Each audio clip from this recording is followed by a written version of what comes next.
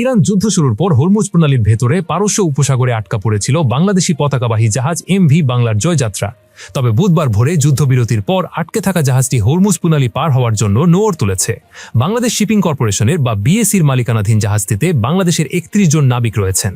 জাহাজ চলাচল পর্যবেক্ষণকারী সংস্থা মেরিন ট্রাফিকের ওয়েবসাইটে দুপুর ১২টায় দেখা যায় জাহাজটি সৌদি আরবের রাস আল খাইর বন্দর থেকে রওনা হয়েছে। দুপুর ১২টায় দাম্মাম বন্দরের বহির্নোঙরে অবস্থান করছিল জাহাজটি। জাহাজটির গতিবেগ দেখাচ্ছে ঘন্টায় ৮.৩০ নটিক্যাল মাইল। জাহাজটির ড্রাফট ১০.৮০ মিটার। জাহাজটির প্রধান প্রকৌশলী রাশিদুল হাসান বুধবার দুপুর ১২টায় বলেন, সৌদি আরবের রাস আল খাইর বন্দর থেকে প্রায় ৩৭,০০০ টন সার বোঝাই করে আমরা দাম্মাম বন্দরের বহির্নোঙরে ছিলাম। যুদ্ধবিরতির পর এখন নোঙর তোলা হয়েছে, হরমুজের দিকে যাচ্ছি। হরমুজ বার হওয়ার পর জাহাজটি দক্ষিণ আফ্রিকার কেপটাউন বন্দরে নেওয়া হবে। তিনি আরও জানান, হরমুজ থেকে ৪২৫ নটিক্যাল মাইল দূরে রয়েছেন তারা। হরমুজ পার হতে আরও অন্তত ২ দিন বা ৪০ ঘন্টা সময় লাগতে পারে।